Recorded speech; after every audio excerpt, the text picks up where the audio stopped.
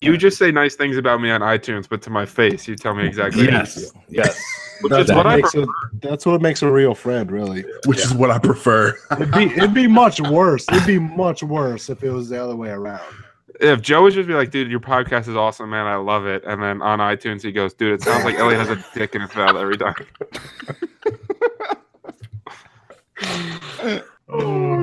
See, but I know who my real friends are. Like when you can take that shit and you know, and it's like all family, then we're good. We're good. I mean, that's how. If I can't talk shit to you, I probably really don't care. Shut the fuck up. Nobody asked you, bro. Nobody asked. Just kidding. I'm just kidding. No, for real. Hey guys, it's good to see you guys. Let's roll, man. Let's roll. I'm ready whenever. I'm gonna be quiet. You lying? Why you always lying? Yeah. By the way, we did hit that live button where we were talking about dicks and mouths again. So just to be clear, that is that's perfect. All right.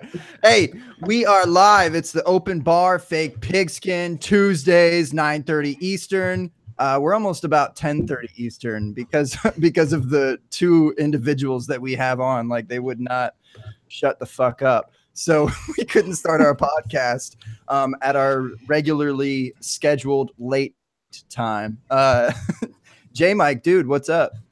Free agency. That's about it. March Madness.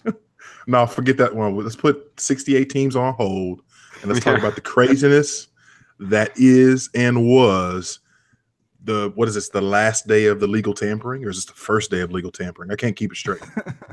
Well, one of the best tweets I saw today was from Wade Phillips, the coach, old man Wade Phillips, and he drops in and says like that free agency hasn't even started yet, and there probably won't be any players available when free agency actually starts. So that was a good one. What was it like? Literally just moments ago, we figured out Deion Lewis is headed to Tennessee. So this is really absurd, and I'm enjoying it.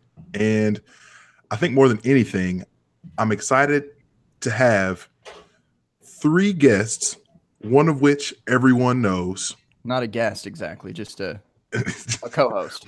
Basically, the third musketeer in our group here. Speaker of the House.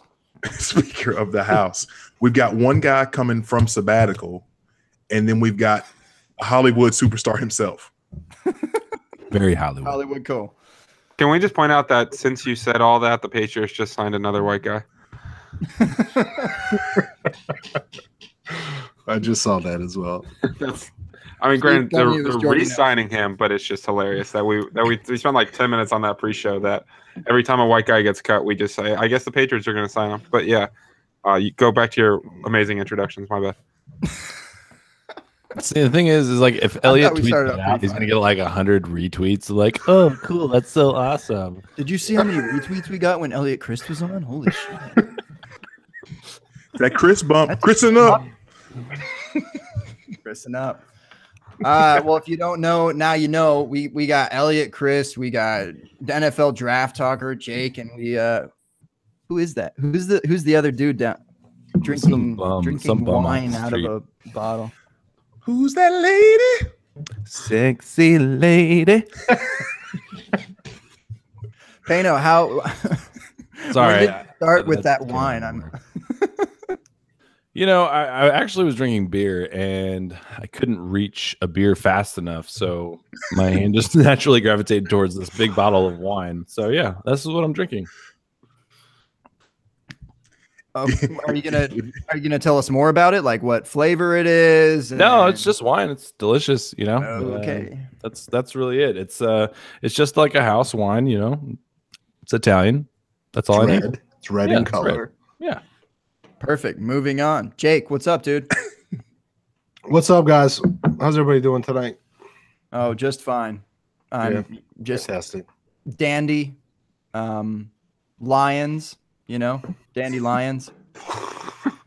Wait, I want to address the fact since we don't really have a schedule going on here. We're just having some fun. Jake, how does it feel to have Kirk Cousins as your quarterback?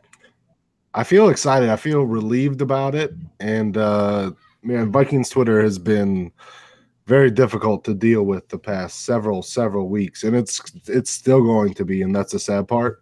But I'm excited. I'm excited to not have to worry about that position for a while. Just treat him better than you did the Redskins treated him. Okay, just treat him better than that. Well, they just gave him 3 years guaranteed. The Redskins had a very strict 1 year at a time policy with Kirk Cousins. God, I hate Bruce Allen. He's gonna get the first fully guaranteed contract ever. So that's, I mean, if the reports are correct, this is players around the league are gonna love this guy, and they already have started tweeting at him. Doug Baldwin called him a hero already, and he's setting a precedent, and a lot of people are bashing him about this whole process, and I just don't understand the hate on all these guys. How can you bash him about doing this? I mean, he chose the best team, and he took a good contract, which is good for all the other NFL players. I don't understand that. And Vikings fans in general, man, Case Keenum's a bum, man. Yeah. Like he's been a bum his whole career. He had 8 good games, and then in the playoffs in the second half against the Saints, he was a bum. And then against the Eagles, he was basically, he was Joe. He was just a flat out bum. Hi, Denver. Damn, how son, you I doing? got paid though. I got paid. $20 million a year. Like, how many times do we need to do this? Where a quarterback? This is what blows my mind. Case Keenum has had like 8 good games in his career in 5 years. Kirk Cousins has had like 4 good years in a row. And with Case Keenum, we're like, guys, we're good giving him money. But with Kirk, we're like, we need to see some more. I just don't get it. Like, Kirk got 27 a year? Is that what it is when you do the math? Like, and Keenum's getting 20 a year, and Kirk only got 1 more a year. I'm spending $7 million more every single day of the week on Kirk Cousins than I am Case Keenum. I mean, the Broncos just lost that battle between the Vikings, and that they had to take someone, I guess. It was between Case Keenum and I bet the Broncos were the ones to offer up Drew Brees that 2-year contract that he declined to stay with the Saints. I'm sure it was the Broncos because they're like, shit. The Broncos have been so bad picking quarterbacks. I know Elway gets this huge pass because he signed Peyton Manning and is the master recruiter. Which needs to stop. Yeah, because Payton just looked at the rosters and said, you have an elite defense with Emmanuel Sanders and Demaryius Thomas, so I'm picking here, not because John Elway sold him on this. Like, Peyton Manning's smart enough to do that math. And since then, so John Elway drafted Brock Osweiler, then tried to pay Brock Osweiler $17 million, then drafted Paxton Lynch, then made Trevor Siemian his 7th rounder a starter, then brought back Brock Osweiler to then give Case Keenum $20 million a year. He's drafting Josh Allen 5th overall. Way to go, John. Like, you were a great quarterback. To me, I'm worried about these quarterback decisions you've made, and Denver Broncos fans will defend them, but I just don't get it at all. Might have some CTE going on early in his. Just saying. I'm pretty sure signs. all of your listeners from your pod, Eliot, have effectively stopped following you immediately. All the Denver fans, they're done with you. So you just made fun of Elway. You just trashed the last few years of his choices. You can't do that and just think that there's not going to be things about repercussions. Like Demaryius Thomas or something. Emmanuel Sanders. Say some nice things, Eliot. So I have to share. Sanders and Thomas are terrific. I will say though that I tweeted like at the beginning of the year, like John Elway's first 3-round offensive prospects that he's ever taken since he became a general manager, and not one of them was good. And it blew up all over the Denver area, and people were tweeting me that I'm a moron because he signs good free agents. And like, Chris Harris is a great player. What does that have to do with the offense? And I was like, well, I didn't say anything about the defense. Like, fans get so selective and just get so angry. And you said Broncos fans hate me. Dude, every time I tweet anything about the Giants, I get Giants fan hate that I don't even understand. I'll say Baker Mayfield, Josh Rosen, and Saquon Barkley and Quentin Nelson are good players. And I just get all kinds of crazy, like, you're a moron, you don't know what to do with the Giants. And I don't even know how to respond to that. How dare you? Even the Jets, the Jets fans hate you too. The Jets fans, it depends on the Jets fan, because Jets fans are either like blindly loyal and no matter what, everything's going to work out, or they're like, yeah, this team sucks. And the this team sucks crowd is like, hey, that guy's actually saying that this team sucks, and he'll give him credit when they do something well, but not going to make an excuse for everything.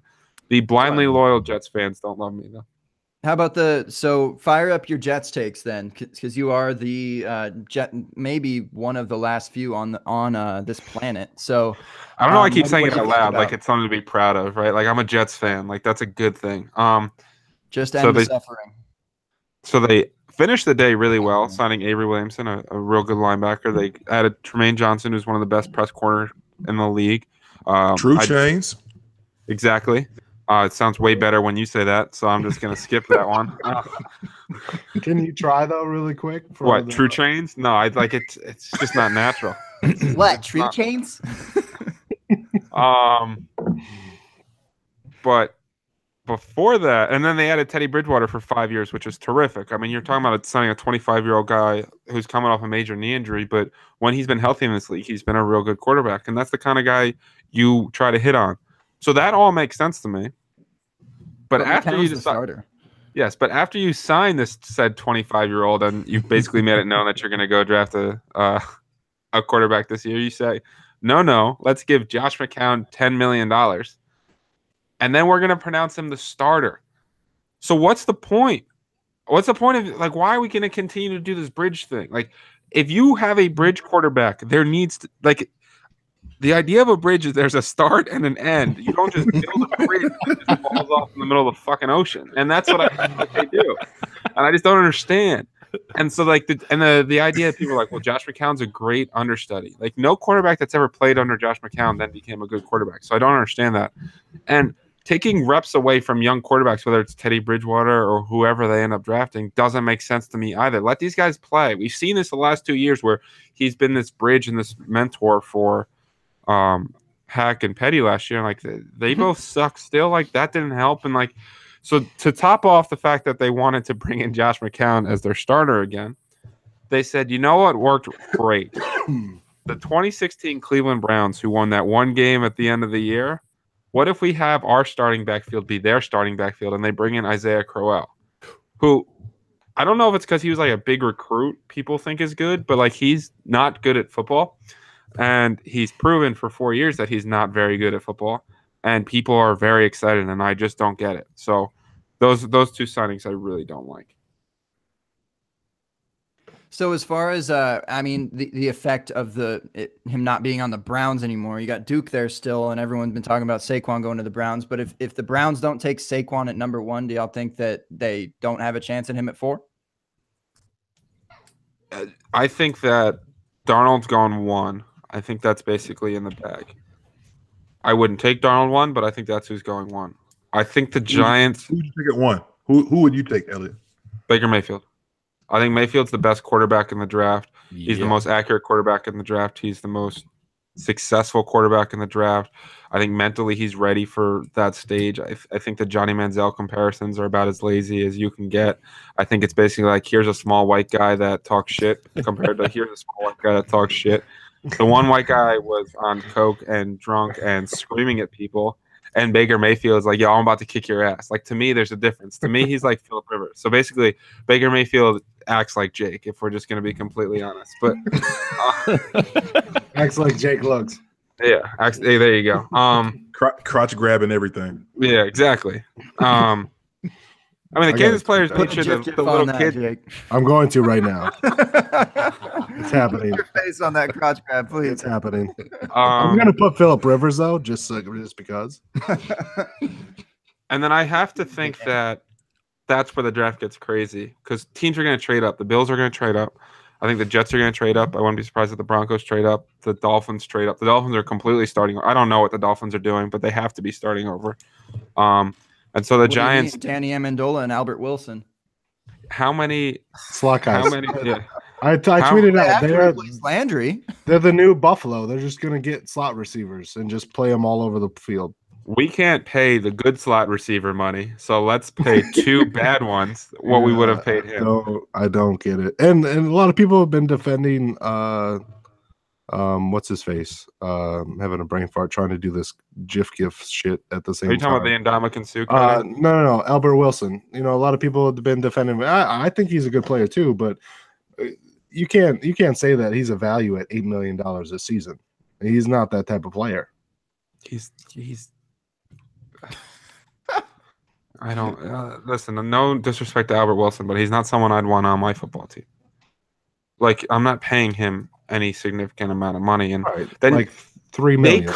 They cut Ndamukong Suh, who's been a top 5 defensive lineman for 3 straight years for them to save $4 million and then spent 8 on Albert Wilson. Eliot, how dare you? They clearly told us it's about a culture change. Why would you say that? Didn't they sign another? What was the culture? Yeah, what was the culture? We have too many guys that win in the trenches. We need a bunch of little guys that win 5 yards down the field. Like, I don't. Too many good players. It doesn't make any sense. Good players. That cocaine was not just on the offensive line coach. Okay, that is infiltrated the whole front office. Jake, I didn't want you to put your head on Baker Mayfield's head. I wanted you to put your head elsewhere. Oh, I gotta talk to Gift Jeff about making that possible. I really like the smile though. You're very happy about. Yeah, this is a creepy gif when you watch it. The fact that you have this giant smile while you grab yourself. I just love to win, baby. Other Twitter happenings. Tyler Gee, he's probably in our live chat. Yes, he is. Real or could be not entirely sure, JMic, but we put a poll out on Twitter. We're saying the 1-1 rookie pick or a poster of me. So let's discuss this real quick, guys. I mean, tread lightly. I would take the 5'11" rookie pick over a poster of you. Is that too mean? I mean, so where are we at 101 then? How about your SoundCloud audio Hey. plus the poster? What does that get? That'd be at least the 3rd rounder, right? Yeah, we're jumping up. What happens if we get an autographed poster with a cassette tape of just the single tweeting on them? Yeah. Tweeted on them. Yeah. If y'all I'd give him know, 102 for that. I'd give him 102 for that. But Barkley's not going anywhere. All right, that's fair. I don't trade Barkley for tweeted on him. Put your hashtags in the air if you tweeted on them.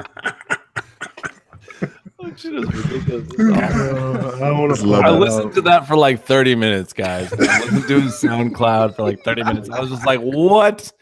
My whole life stopped. I was impressed. For those that don't know what we're talking about right now, my main man. This bitch trying to get a trend going on with lemons and limes at the same time. Put your hashtags in the air if you tweet it on. This motherfucker tweeted on. I'm just cruising. Yeah, just tweet it on. Yeah, that's all you get. Okay. You got to check out That- SoundCloud. So. That is the big homie himself, Gabe Gearing, aka Bun G, aka Genius the MC, on SoundCloud, putting in work. That was one of his tracks right there. that might be the next intro for Draft Daily right there. That shit's like platinum right now. It should be. It really should be. That might be the next intro for Draft Daily for real. Like next, I have to really like the player for that to drop. Obviously, like I can't just be a regular player.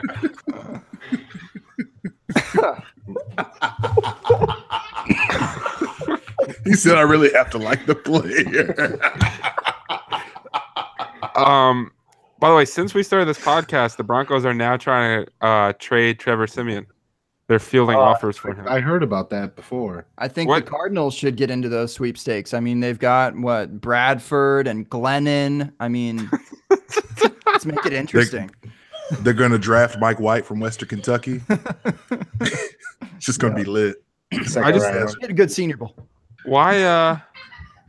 Like, how does an owner look at their general manager in the eyes and be like, "Sell me on why this is a good idea.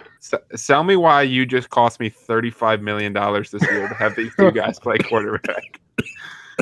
And to really probably not play quarterback. Right. Like Sam Bradford when healthy is fine. Like but like you can't trust him to be healthy. No. But then you have to make sure you have a good backup, and then you pick Mike. How does Mike Glennon continue to get jobs? Like, Joe, you might know. Like, when you're so bad at things, how do you continue to more opportunity? Oh man, thanks, Eliot. You should be able to relate him as a player, Joe, in your personal life. Yeah, it's that neck. It's just it just takes the distraction away from the defenders. The defenders are in awe of that neck, and you just have to cover all your bases pretty much. So that's how I've gotten by in life. Hey, Jake, put a Mike Glennon face on a giraffe for us, would you? Find a good. See if I can find a good giraffe thing. I know they like to fight, like their necks and. Put Sam Bradford on the other one and just have them fighting for the. Yes.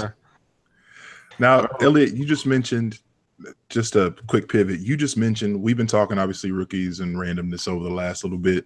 You mentioned, I think, on your show that you take Saquon over just about anybody. So with that being said, does that mean that basically out the gate he's your running back one, before he even hits the NFL field? We're talking about dynasty leagues, or we're talking about? Please. Okay. Yes, dynasty leagues. So yeah, to me he is RB1. I think the person you debate him with is Todd Gurley, and the reason I personally would take him over Todd Gurley is 3 years less of mileage, and he's going to be a top 5, top 6 pick in the NFL draft, and anytime you get a guy like that, you're going to lock him into extreme volume. I think he's a better pass catcher than Todd Gurley, and that's saying something because Gurley's really good in that area. I just think, people keep trying to insult Saquon Barkley, and it's really funny when they do this. They're like, he's Darren Sproles if Darren Sproles put on 50 pounds. And to me, I'm like, if Darren Sproles put on 50 pounds, he would destroy the NFL. So I appreciate that. Doesn't make any sense. Yeah, you're literally just reaching. So I really think that in today's age, what you care about is you care about pass catchers, and I think that you're talking about a guy that should see 100+ targets a year. He's going to get a lot of carries, and then he's going to be split out wide and be highly involved in the game. And I think from day one, he's the biggest home run threat in the entire NFL from the backfield. So this is kind of interesting because we actually, Eliot, we were in the startup together, and I had the 101 pick, and I took Gurley, but I really kind of wanted to take Barkley. I wanted to actually trade back to 1.03 and take Barkley, especially with your rules that you got. But I was kind of really debating on that. And the only reason I didn't is because Barkley, as much as I like Barkley, I'm just not really sure if he goes to the Giants or whatever. Where do you think he's going to go? I don't think he's going one. I think it's going to be Darnold.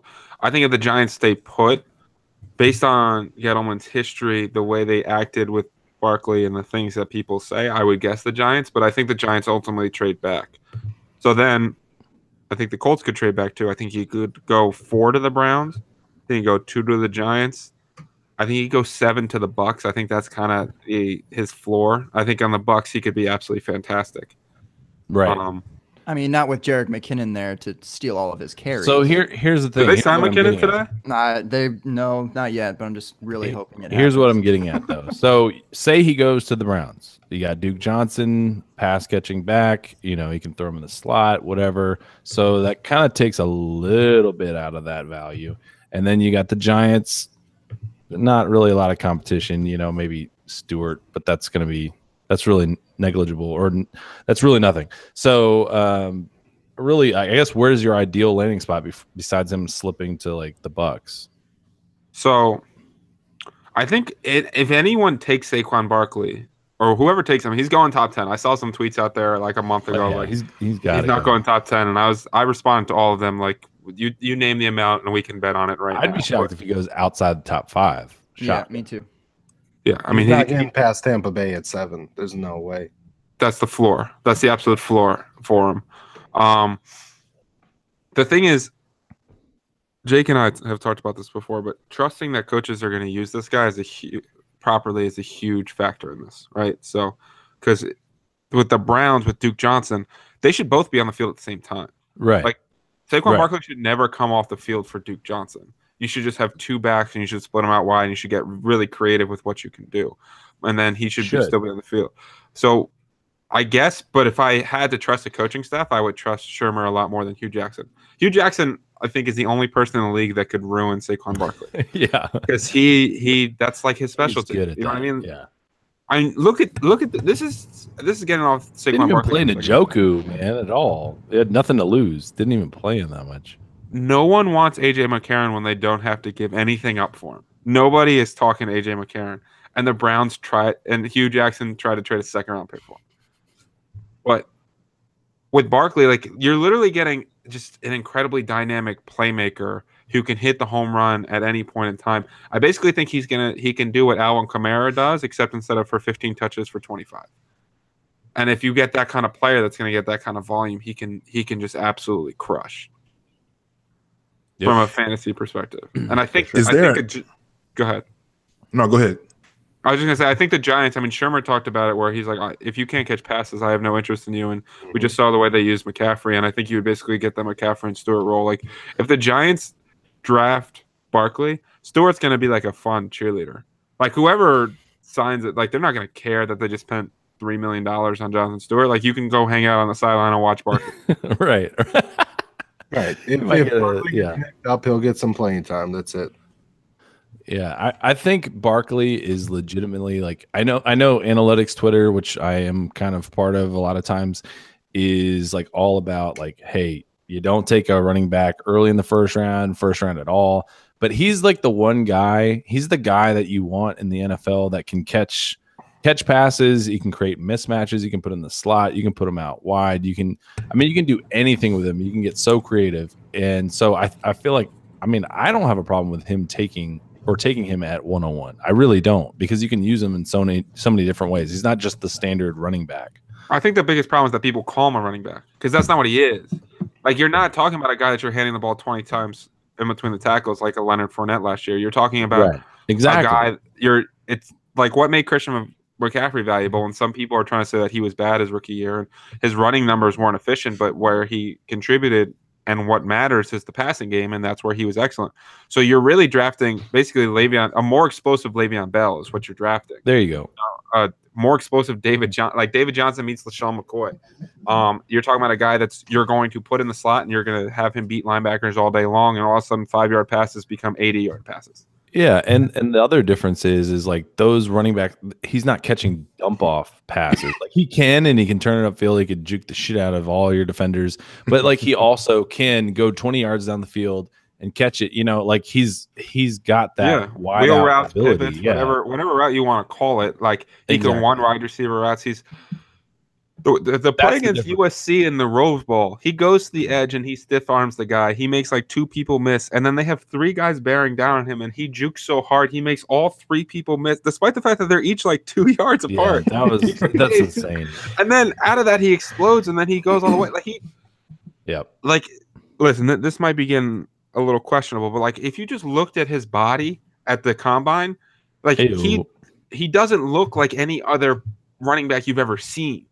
Like at 233 pounds, around a 4.4 flat, and like his legs and power clean and squat and bench and vertical and everything. Like there's not an athlete like him at the running back position. And then you add in all those other skills. You're talking about such a unique player. Exactly. Yeah. Yeah. He was in the like top 10 of almost all those metrics for a running back at his weight in the last almost 20 years. I mean, he's a freak, and he's not just athletic. He's also a damn good football player. Right. This isn't Kalen Ballage. Like he also is good at football, like incredible at football. And like the funny thing is, I love when people point out his bad games. Like people point out the Ohio State game. Like he had 21 carries for 40+ yards or whatever it was. He also returned a punt for a touchdown and scored another touchdown. So you added 2 touchdowns to a game. That's any running back. That's a good, two big plays in a game for a running back is good. And the other is he got tackled behind the line of scrimmage 9 times in that game. 2 were his fault. And, people keep talking about, he tries to bounce outside too much. And then Graham Barfield comes out with his study about how he averages over 9 yards per carry when he bounces outside. Like, if I average 9 yards per carry every time I bounce it outside, I'd bounce it outside too. It's like, if this always works, why would I stop doing it? So I think he can be better between the tackles too. But the fact that he's breaking all these big runs, I think is exactly what you're looking for out of today's running back. Yeah, it has the element of Marlon Mack from last year, but it's where you can hit the home run and he bounces it outside a lot, at least what I saw from Marlon Mack. But then it's just not even close to Marlon Mack at all. You've got like 20 pounds on the dude and, can run away from him twice over. I mean, he really is elite. And to piggyback from that, like top 5 or top 10, wherever the hell he goes, like Fournette went 4 last year. Zeke went 4 the year before. I think Saquon's better than both those dudes. I mean, he's way ahead of Fournette. It's not even close between him and Fournette. I think he's closer to Zeke, but I still think he. I think he's better than Zeke. Yeah, and then I think he's better than Gurley. But I think Gurley's big. Gurley's coming off the ACL, but Gurley was a physical freak as well. And we see that this year, right?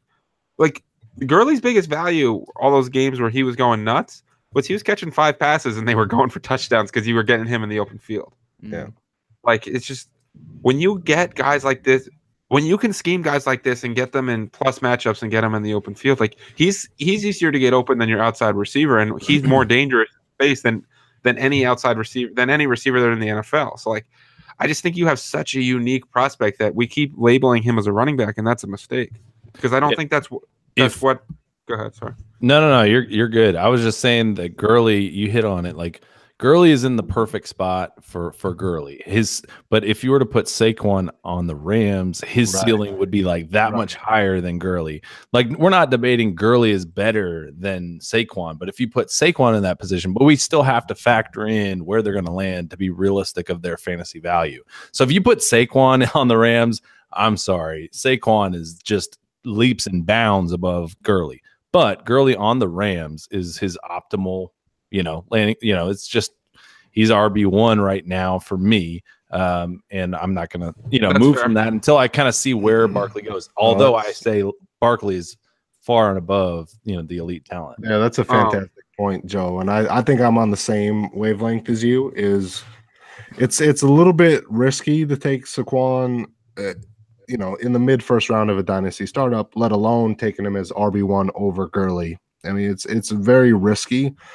Obviously, if you're rebuilding, you probably go Barkley. If you feel like you're going to get 10, you'd go Gurley.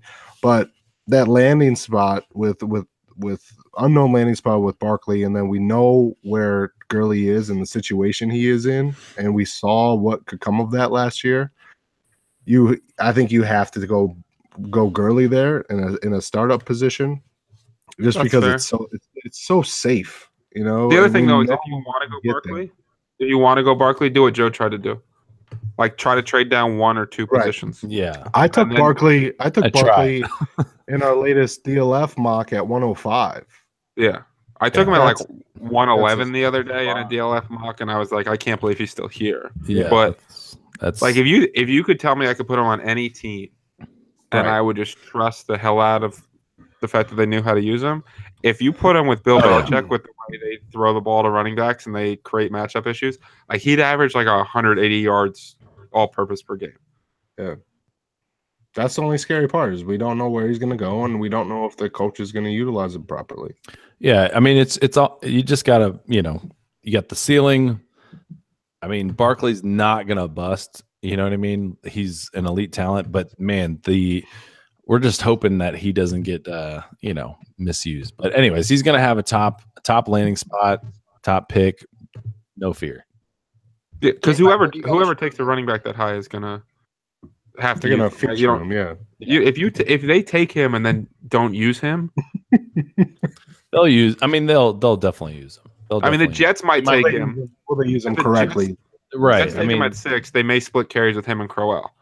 I mean, that's the one worry because Crowell is this amazing player. JMic's just playing clips of Barkley on his screen right now. I just want to let it wash all over people to let them know the Iowa context game, of what you're talking about. That Iowa game. Dude, that Iowa game's porn. Oh, it really is.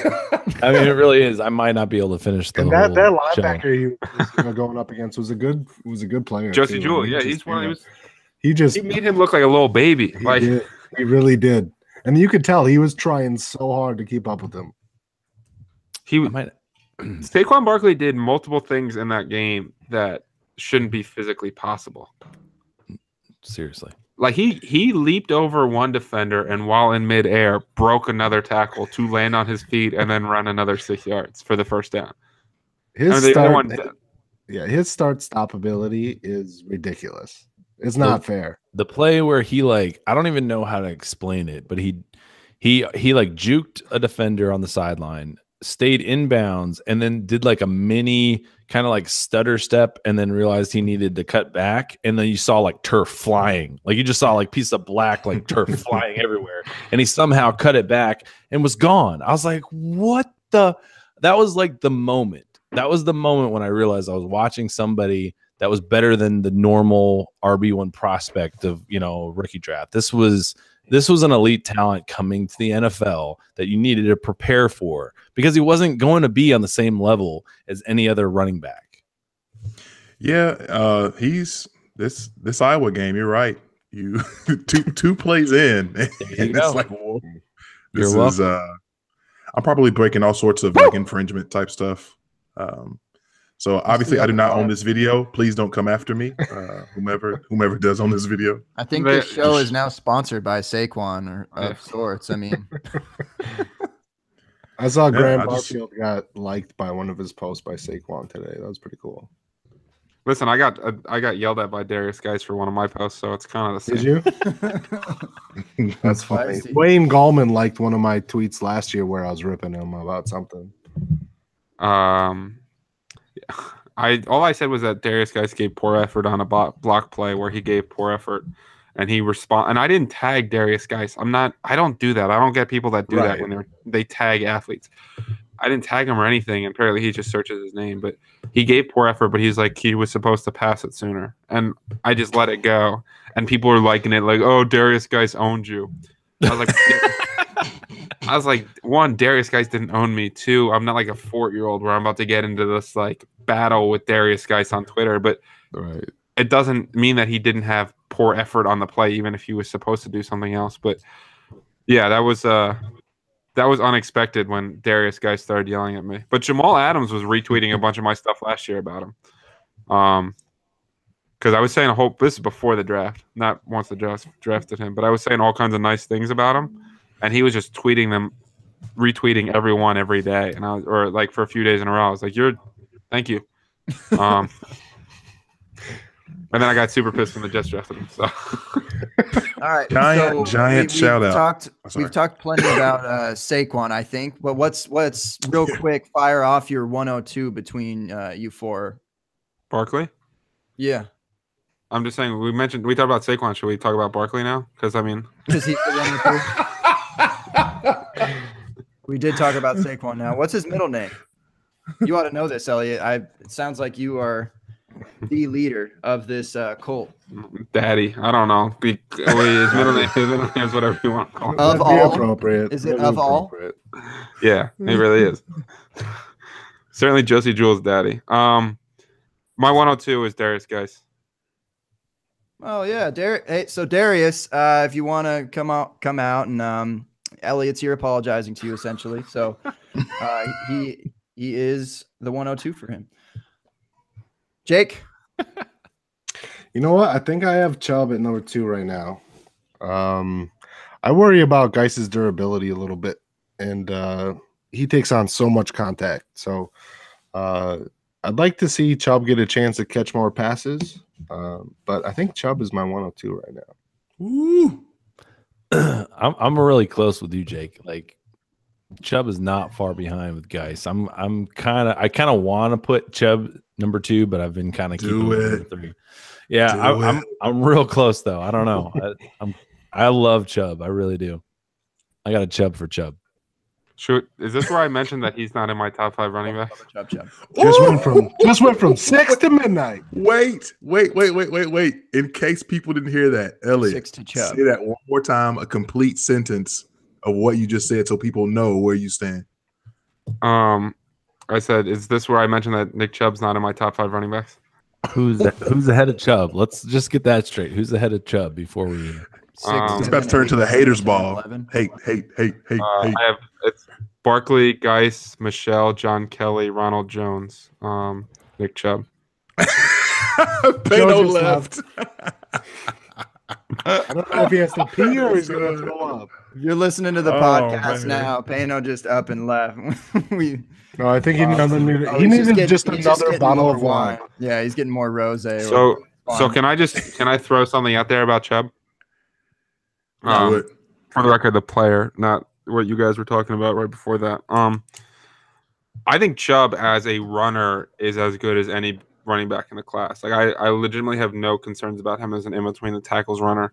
I just have a ton of questions about him catching the football, running routes, and becoming a viable option in that way. So I think if you're going to talk about an in between the tackles runner, he's as good as anyone there is. I just think that, he didn't really catch passes at Georgia. His lateral agility never really quite returned after that knee injury. That's what a lot of the people I talked to said, and that's what I thought. And even his 3-cone and stuff at the combine, like, it wasn't terrific. He was a very good athlete in all other measures of his game. And, when I watched him catching the football, I didn't think he looked that comfortable with it. So to me, if you're just talking about, first and second down back in between the tackles guy, I think he's as good as any back in this class, but that's why he's lower for me, because I value that aspect of someone's game so much.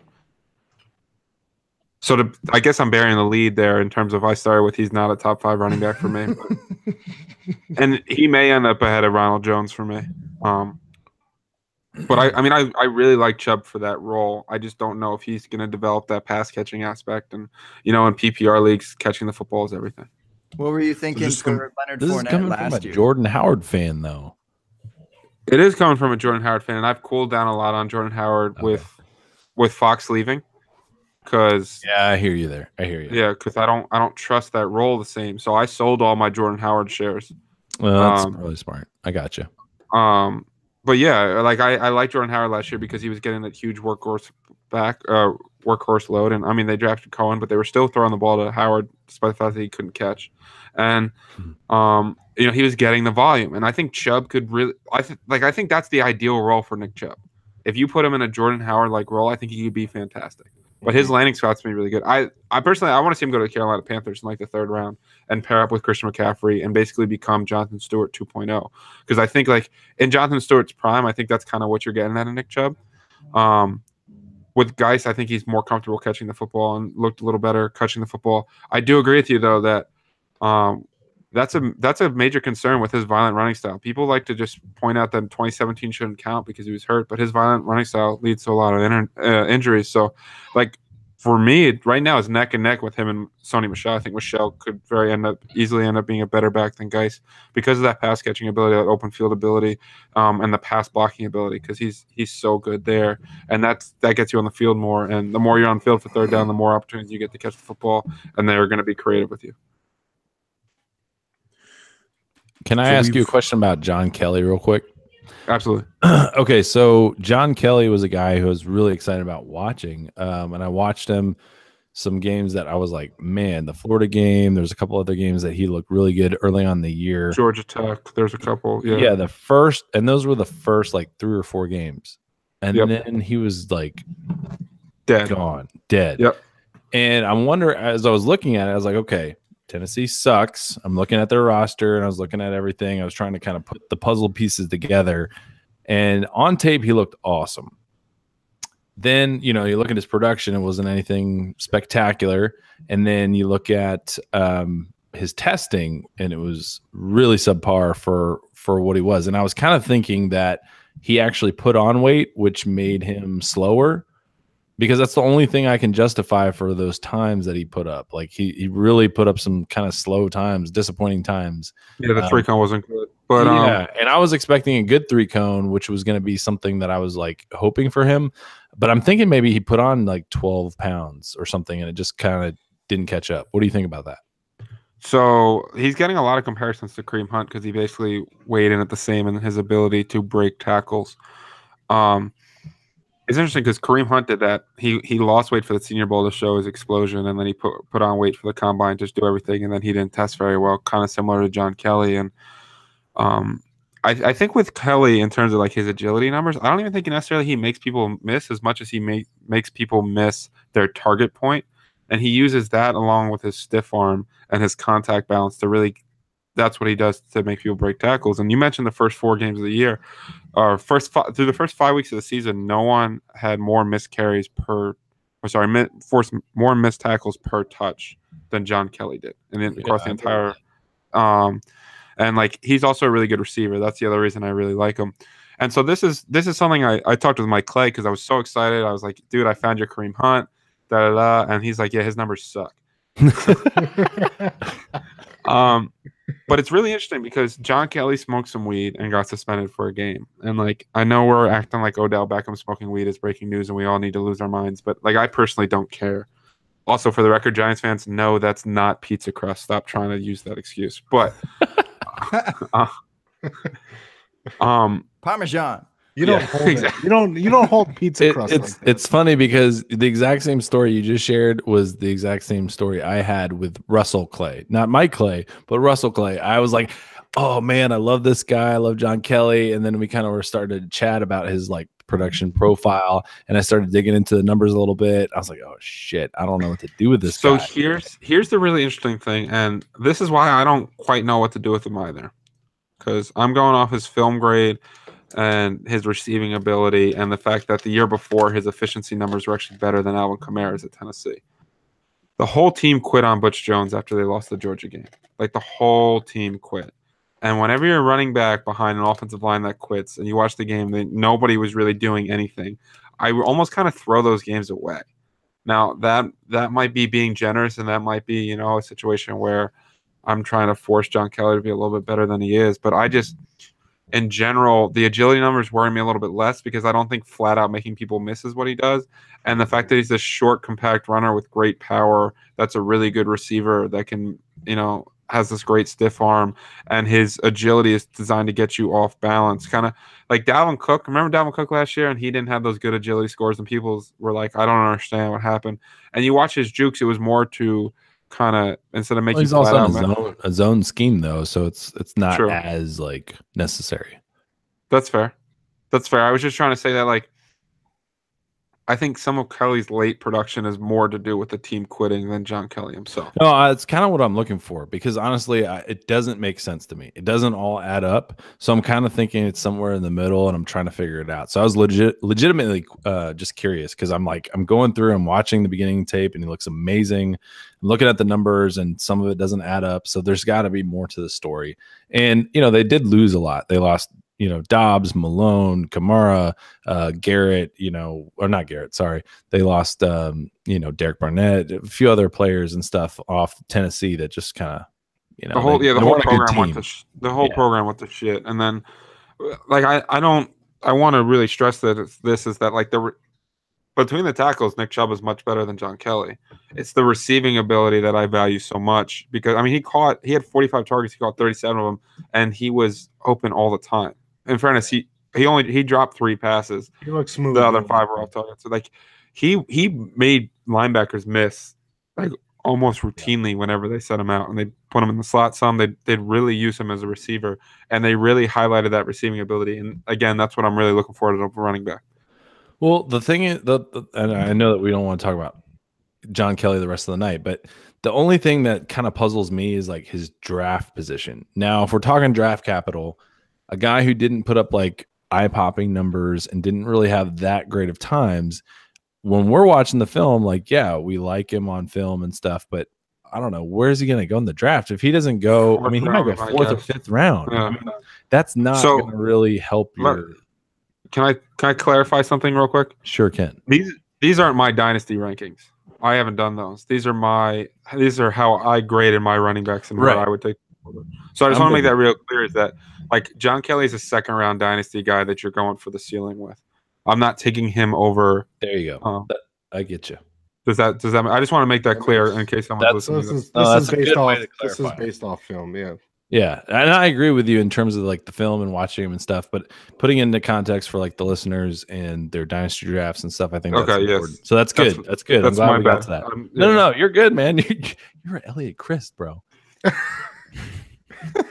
You know where to find me. You know where to find me. We know where to find you, bro. We know where to find you. All right, so we've gone way too long without showing love to everyone in the chat with us tonight. The chat is popping. So names and faces galore that we know and love all over the place. So obviously favorites, Mike Stepney, what up? The Butcher himself, Matt Threet's in here.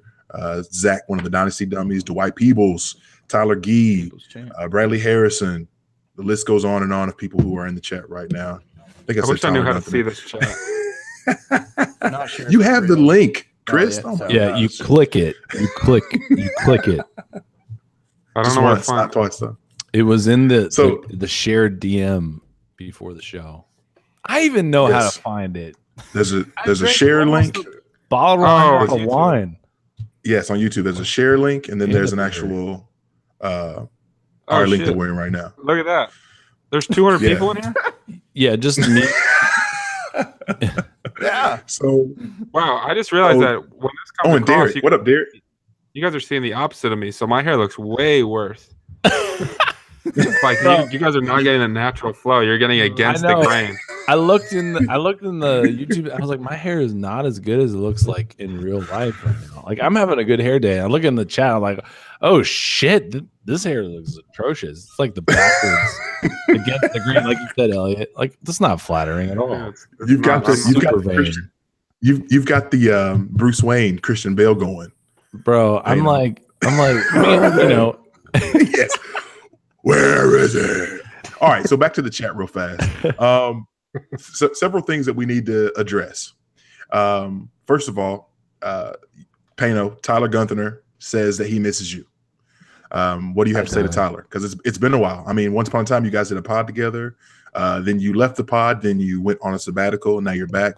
You know, can you give him a quick update on your life? What's up, Tyler? Hey, I'm really glad that you're in the chat right now. It just makes me think one side. In the lower region. No, I'm kidding. It's good to see you, Tyler. I don't want to hold up the whole podcast, but it's good to see you, Tyler. Slide in my DMs. Tyler's not coming on my podcast tomorrow. Tyler's my my guest. Oh, breaking news here on the open bar. That's what's up. You can catch Tyler on. Who's he covering? Who's he covering? Who's he covering? St. Brown. Oh my God! Of course, Tyler. Wow. Okay, Tyler. I will get to St. Brown. I'm sorry, I haven't responded. I'll send you the notes. Sorry. Just kidding, Tyler. Just kidding. Another thing that we need to discuss. Zach, one of the Dynasty Dummies. What up, Zach? He wants to know everyone's favorite member of the Paw Patrol. Now, this is probably only applying to the people with kids, so that's going to be you and I, Pano, and probably you too, Jake. Elliot has kids. He just doesn't really know where they are. They scattered across the United States, maybe in a couple islands somewhere. Several illegitimate children. Is that what you're saying? They'll be coming around when he gets that millionaire maker next year. They'll be like all popping out of woodworks. Jake Pano, description of what the Paw Patrol is? Because what? Yeah, I'm happy to help out. Paw Patrol. So obviously, I've got 3 young children. 2 of which are old enough to love the Paw Patrol. Paw Patrol is a group of either 5 or 6 animated dogs who basically can talk. They have various powers to help them save the day for different people in distress. So, for example, Chase, he dresses up as a little cop, little police dog, and he's got various powers to like go and grab things or shoot nets, and they also drive little vehicles. So it's kind of a big deal in my house. Obviously, it's probably not as popping at your house, Gabe, where children aren't rustling about. But yeah, that's what Zach wants to know. I thought you said like Paw Patrol initially. No, I'm sorry, Paw, P-A-W. Amazing. So now we have ponies and we have paws. We're working towards like building this dynasty roster of this is hashtag Dad Pod. Love it. Hey, I'm about to open my second bottle of wine, so I'm just saying. I'm about to get this thing live. Wait, real quick, my 2 cents on Paw Patrol. First, I didn't know what this was before you brought it up, but there's a Paw Patrol scouting account on Twitter that's like just someone that's the worst I've ever seen. I don't know if let's pull them up and publicly shame them right now. No, you know what I'm talking? No, I thought that's what Eliot was doing. He's like, let me find this guy. I think it's a parody account. Like I think it's a joke, but I'm not completely sure. And like I know what you're talking about. Oh, I see. Paw Patrol scouting. Nice. I think he deleted his first few mock drafts, which were like written in different colors on each player, and then he would debate back and forth with people, basically saying that I can drink and do scouting and take care of my kids at the same time. And it was just the most absurd, obscure thing I've ever seen, and people were loving it. Oh, you like this guy, Eliot. He's got Josh Allen ranked #1 overall as far as just players in the NFL. Yeah, and sounds like we need to have this guy on next week. What is it? Draft JoshAllen.com. Oh my, JoshAllen.com is amazing. Facts. Facts. God. His number 6th overall player is the wide receiver Lamar Jackson. He makes the wide receiver the 6th overall player, and in his latest mock draft, he has Dante Pettis, wide receiver, going 2nd overall to the New York Giants. So they need more offensive weapons in the receiving game. Gotta have the hot takes. It's fantastic. Make it.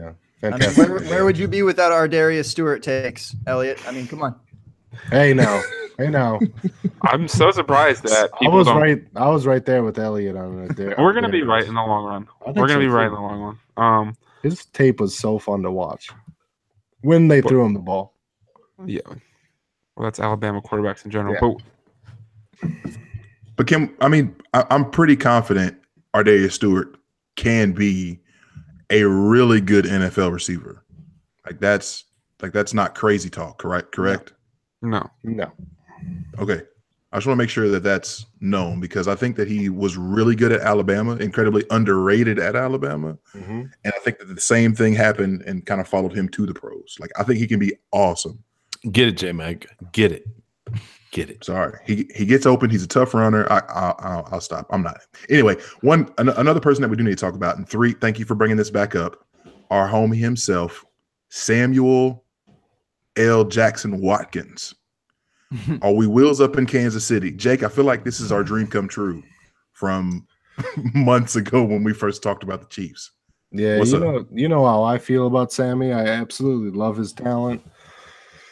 I don't know exactly what to think about this landing spot as far as dynasty and fantasy goes. I feel like it's somewhat of a similar situation as it was last year, even though I think the Chiefs' offense is going to be more explosive and they're going to take more shots downfield, which Jared Goff really did not do enough of, even though Sammy was getting open on a bunch of deep routes. But will he get the targets in Kansas City like he didn't in Los Angeles? Because you have Tyreek there, you have Kelsey, you have Hunt, and man, I hope he gets the volume there. And they paid him like they want to treat him as the #1 receiver, and I hope they utilize him properly. And I hope Mahomes, gets him targets. That's my biggest thing. But man, Sammy's such a good receiver, and I think he's being undervalued in dynasty. But man, it's tricky. I hope this is the best landing spot he's had. I think it's good for Kansas City, but I'm sweating for fantasy's sake. That's for sure.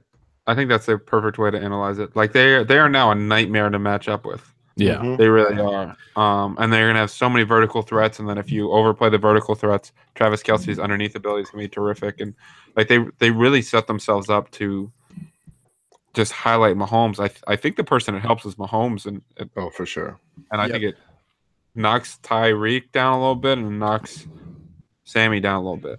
See, this is why it pisses me off, because all the Rams fans were like, oh, yeah, we don't need Sammy Watkins, like, oh, he wasn't even like the focal point of the offense. And he got like progressively more, in tune. He had 8 touchdowns. He was just continuing to get better and better, like as the season went on. You can't expect the first year, for a receiver just like to be the focal point of the offense. But he goes to Kansas City. You have Travis Kelce. You have Tyreek Hill. You have Kareem Hunt.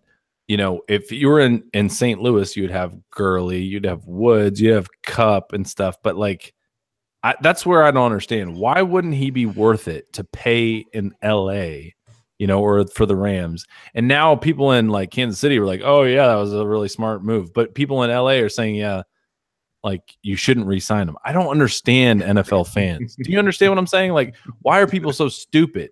Like now he's going to the Chiefs, who have, Travis Kelce. Like I already said it.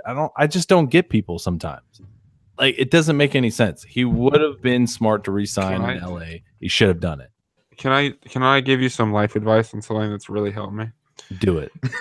Let's get it. Don't drink as much wine. Is that what you're going to tell me? No, go for it. Have less kids. Have less kids. Well, that goes with the Less. wine, bro. I mean, like, if I cut down on the wine, I might have less kids. So if you think about how dumb the average person is, right? Mhm. And then you think, wow, 50% of people are dumber than that. It makes you like much more comfortable with some of the takes you see.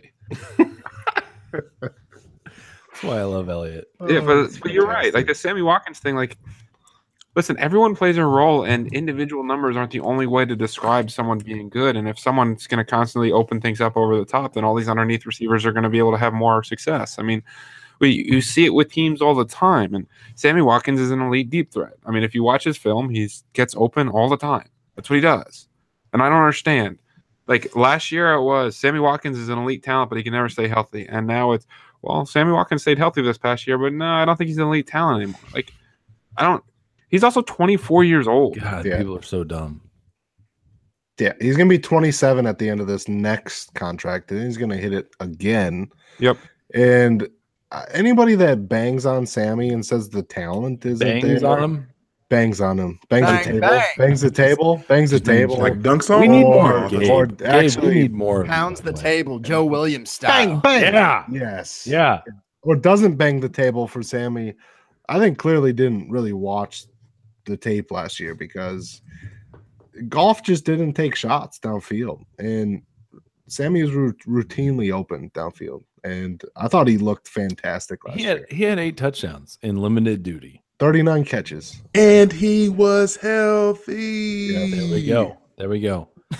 I mean, anyways, people are stupid. That's the summary right there. It's good for the Chiefs. Really good for Mahomes. It's great. For the Yeah, Chiefs. I think Hey, there'll guys, be more hey, of a guys, discount. I mean, even more so. I'm sure people are sweating Hill, Kelsey, and Hunt more than out in the Rams with Woods and Cooper Kupp. I'm sure people are sweating the Chiefs more than they would the Rams complimenting wide receivers or receiving targets. So he's probably going to be more of a discount than he was. Everett's got to get a little bump out of this. Everett was. I was always trying to figure out where those targets were going to come for Everett in year 2. They're coming. The other Can thing we talk? I'm sorry. Go ahead. No. Go ahead. I want to ask you guys where you take Mahomes, and I'm just going to go through some names. Tell me if you take the person that I named or you take Mahomes if it's a dynasty startup. No. Forget. Yeah, we'll go dynasty startup. Or do you just want to go for next? Can I just say my one point because it was exactly Please related do. to that before we do this? Is that I think a huge part with Mahomes is whether or not you trust Andy Reid to open up the offense. If you're going to trust them to take all these shots because it's set up perfectly for him to succeed. Like they could not have built better weapons around him. But historically, and you know what I'm saying? So I just wonder that aspect of it. So now we can absolutely play that game. I think the fun thing, though, is with Andy Reid, he tends to be someone who's very creative in play calling. Yes. The question just becomes, one, does he go through his drought where he forgets about Kareem Hunt again? Because if he does, that will be egregious and almost unforgivable. 2, will he be as creative in terms of being diverse for everyone in the offense and not just trying to do special things for Tyreek or trying to do special things just for Sammy or just trying to do special things just for Kelsey? Because I feel like he plays flavor of the game often as opposed to making sure that he maximizes them throughout entire games. So I think that'll be interesting, something to watch as well. Yeah. Fantastic. Good stuff. Let me go through these names real fast. Are you doing just a regular like start one or a super there, JMic? No, it's just a heads up. Just heads up. Yeah, I'm going versus ADP. I'm gonna assume we're not taking Pat Mahomes over the top 5, which is Wentz, Rodgers, Russ Wilson, Watson, Cam Newton. Is that okay? Can we put that to bed? Yep. Move on. Wonderful. Jimmy G, Pat Mahomes. I think I'd take Pat Mahomes on surely based on upside. Okay. Same. Especially look at who he's throwing to compared to who Jimmy G's throwing Yeah, to. I don't think Jimmy is going to be an amazing fantasy quarterback. I think he's going to be a really good real life quarterback. But Mahomes has QB1 type upside, and I don't think Jimmy G. Oh, is sure he anywhere does. close to Yeah, that. he does. Jimmy has QB1 upside. I mean, I'm talking like just the weapons that he QB1, has. the QB1, not just yeah. a QB1. I'm talking. Yeah, no, I hear you. I think that from Jimmy G is the most likely quarterback to get laid tonight of any quarterback. That upside is immense. That's what I'm talking about. Hey, when I'm drafting, that's what I'm looking for. Is my quarterback going to get laid? That's what I need to know. Confidence, man. I need him to be confident. Get paid, get laid. Let me know. Because if he's not, I don't want him on my team, bro. Those efficiency metrics Nick are Chubb to outstanding. the 49ers. Got it. Nothing can stop me. I'm all the way up. Come on. All right. So just to give you a heads up for March ADP on DLF, shout out to Dynasty League Football. Jimmy G is March ADP for QBs. He's QB6. QB6. Yeah, absolutely bonkers. It's crazy Shout to out me. to Matt Threet right now. He said Jimmy G spot. That's what I'm talking about right there. G spot. Nice. Oh man. That's good. That is good. Well done, Threet. Well done, Threet. Feeling that. Feeling that, Matt. All right. Moving on. Andrew Luck, Pat Mahomes. I'm taking Mahomes just because Andrew Luck's shoulder scares the hell out of me. Who's Andrew Luck? And where is that? Okay. Heard of him. Jared Goff, Pat Mahomes. Oh, Mahomes. I think Mahomes is going to beat all these guys. I mean, if Watkins was on the Rams, I would have taken Goff, but no, he's on the Chiefs. Let me go through the next few just in case y'all don't have any love affairs with these next few people. Marcus Mariota. So here's the thing that I'm really scared about is that Joe and I are in a super flex league where he picks neither one of us has a quarterback, and he picks now, and then I pick in 2 picks. That's right. That's why I'm dragging again after that. And you're asking me to label which quarterbacks I like better than Patrick Mahomes is off the board. Go ahead. Okay. Go ahead. That's Anybody else want to weigh in? Mahomes is already gone. I understand that, but if I start telling you how much I like a couple of these guys, dude, I listen to all your podcasts, mofo. Hey. Okay, I know who you like. Okay, it's no secret. Eliot, we all know who you like. We all know where to find you. We know you on Twitter. We all know where to find you. We all know where to find you. It's not like you're some recluse. Okay, we know. Okay, so in Draft Daily Pod, we just give us a name. Just a name.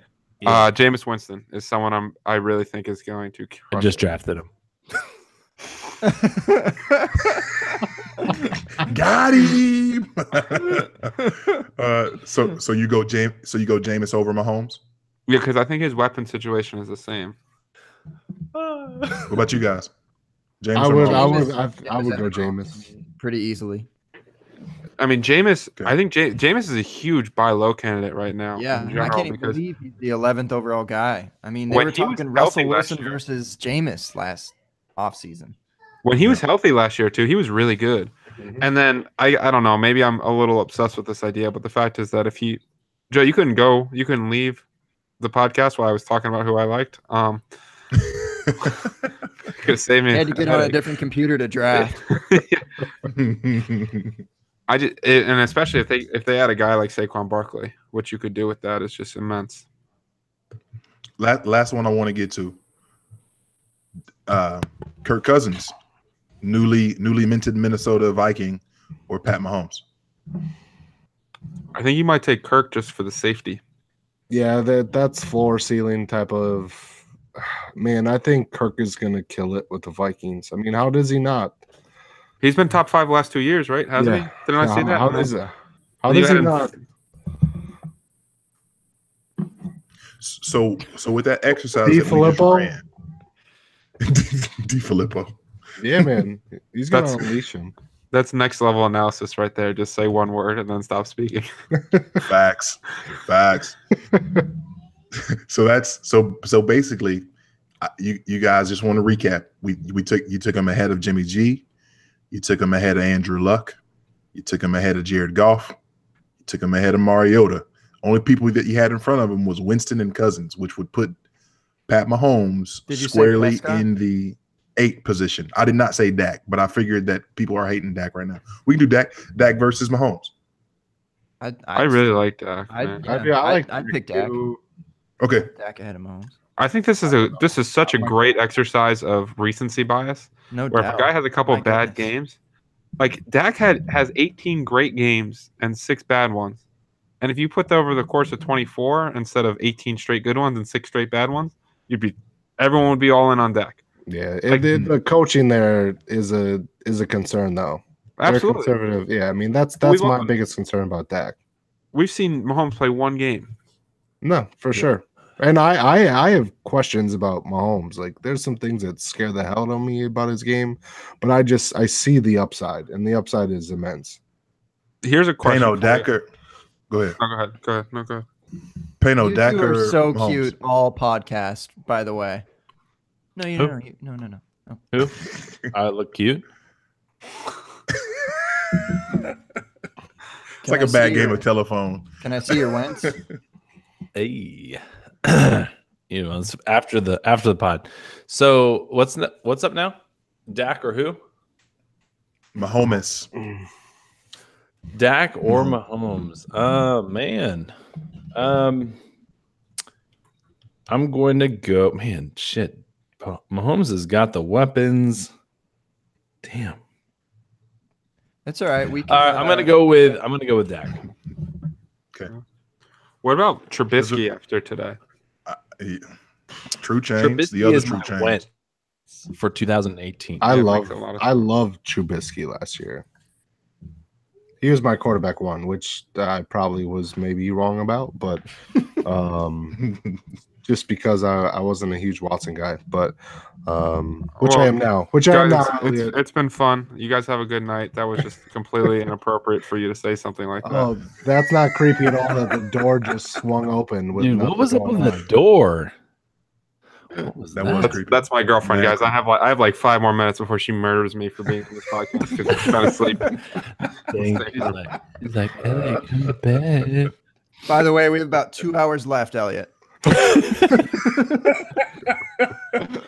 Dude, Gabe, you have a different look like every single time I see you. Like he does, doesn't he? You have a mustache with the long hair. Joe Dirt. I mean, we got Joe Dirt and Philip Rivers. Yeah. He was like a Spanish conquistador one time. You should have seen the cornrows, man. The cornrows. I did see you trying to take a jump shot in a garage. Trying? Yeah, I mean, I don't know what shorts. Some cut off jean shorts. It's really interesting that JMic actually chooses to, like, you know, recognize you on air. So it's my man. Anyway, yeah, it's my dude. I'm gonna try to pull it up on Twitter so people can see it real fast. Oh man, so sexy. Y'all talk about something. Well, Bears, real quick. Our boy, Chubbs. hey Rob, he gone. That's gonna be real good for Too Risky. Shout out to Eddie, Doug Eddie, that's his name. But I think they get pretty good with that addition, and it was pretty interesting that Jaguars let that go and then let Dante Moncrief slide in. That was okay. By the way, this is kind of amazing to me that we continue to question whether or not Sammy Watkins is good, but every year Dante Moncrief does nothing, and every year people are like, "Dude, Dante Moncrief is this is it. This is the year." His touchdown efficiency is unbelievable. He's also broken 70 yards like 4 times. Yeah. Like, people need to realize that the way he tests and the way he plays are 2 different things. He's not this vertical threat, destroy you with his speed kind of guy. It's not who he is. We need to stop taking one number and assigning it to someone from now until the day they die. If one more person tells me that Jarvis Landry runs a 4.77, I'm going to lose my mind. So you're saying that player profiler is not as useful as like we think it is? Is that what you're saying? I'm not knocking player profiler before, you know. No, I'm really not saying that to knock player profiler, but I go there all the time and I'm like, but wait, he runs, you know, and I'm saying that from an I'm guilty kind of perspective. Like, we do that as a society. We like go to their time, their fastest time or their slowest time, and that's what we think of. You know, it's the recency bias. The 2 times they've ever ran it. We take the 2 times they've ever run it. Exactly. Combine 7 years ago, and we apply it from now on throughout the course of human history. We don't even care that Jarvis Landry ran it with a pulled hamstring. We don't need useful. to it is useful, but at the same time, it's not something to get fixated on, like you said. I thought Josh Herzmeyer, he was on the Fantasy Feast with Evan Silva and Ross Tucker. I thought he did a great job of kind of devaluing the combine to a certain way and how they're using next-gen stats to kind of figure out how these guys are actually using their athleticism on the field with football pads on and actually, moving the way they move on a football field rather than at the combine. I thought that was super interesting. If you guys haven't listened to that episode, I thought that was really good. Yeah, absolutely. And my basic point is that your athletic profile when you're 21 years old, testing it out one time in shorts, is not your athletic profile for the rest of your life. Right. And, there's a lot of things that factor into all these times. I mean, I think someone did a study last year about how guys who do the broad jump before the 40 as opposed to after the 40 end up running like a half a tenth a second slower. And there's a lot of different things. Wow. So I think that the 40 time is just not the end all be all in terms of whether or not someone is fast or a super athletic player. It's just my opinion. It's a good opinion. Well, the other thing too, let's just keep in mind. Kareem Hunt. I'm loving talking, JMic. Come on, hey guys, I want to make a serious point here. I need your focus. You can't make a serious point. No, focus, Pano, focus. Okay, so what I'm trying to tell you is that Kareem Hunt on playerprofiler.com ran a 4.62. But obviously, there were lots of runs last season where people could not catch him from behind at all. So I don't know if he was rocking the green mouthpiece like Gabe. I don't know if his dreads have the same hang time as Gabe's cornrows. I don't know if his head fake's as good as Gabe's. I don't know if his perfect form with the elbow in looks like Pistol Pete Maravich with this jumper that he's about to pop off is as good as Gabe's. Oh, money shot. I see you. Okay. Whoa. Bro, those are some shorts, bro. Those make me so uncomfortable. I appreciate you using Kareem Hunt as the example because that's my boy. So why are you about to shoot a jump shot in your garage? Garage. That's what I want to know. It's not even a basketball. You have a mouthpiece in, man. You're about to shoot a jump. That's what happens. That's what happens when ball is life, Payno. When ball is life, ball is life. What you do? Like, where is the basketball hoop? You on don't the know? other side of the garage? There 5 isn't feet? one. I don't understand. I'm so confused. No, I'm just practicing the pump fake. This is actually shooting. This is just a photo shoot for Gabe. Damn. But the kicks though. Are those Nikes and New Balances? Are you mixing them? They're and ones. Sure. They're and ones. The Professor 2.0s. Yeah. Those shorts. Do you have yellow highlighter on the inside? Yeah. I got some. I can't zoom in any further. What is going on? The neon compression shorts. Geometry class got a little too hot and heavy. You had some chick rubbing the yellow highlighter on you or something. What is going on there, buddy? Bro, your hang time though. Gearing of all time, man. Time. Hey, you still got that little beard thingy, the little whatever you call it. What do you call that? Handlebars. The handlebars, yeah, I guess that's That's really white for me. I don't know. It's like it's a different level. I can't stop screen sharing this. I think I'm done showing my face for the pod. I'm not worthy. We're live too. We are live.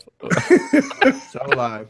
Guys, I gotta run here in a second, but just real quick before I hop off, I just have a question about Player Profiler in general. Oh shit! I brought it up. I just looked up Kareem Hunt, for example, and then it says best comparable player is Isaiah Crowell, and then if I click on Isaiah Crowell, it says best comparable player is Chris Ivory. To me, Chris Ivory and Kareem Hunt could not be any more different. Yeah, they are. Dangerous rabbit hole to do the comparables. They're very different. Eliot, no. Look, listen, Eliot. They are all black and have dreadlocks. You stop it. They are very much alike. You cut it out. Oh my god, it's so funny though because he brings up a great point. That's how you compare players. If all white running backs and all white receivers are all only allowed to compare it to other ones, and dark skinned players are compared to dark skinned players, light skinned players are compared to light skinned players, and if you then have dreads on top of being black, then you are only allowed to then be compared. I mean, Ed McCaffrey and Christian McCaffrey. Hello, they are the same player. Dude, let's be honest here, guys. Every running back both catch passes. I mean, every running back that has dreads gets compared to Jamal Charles. It's just every year.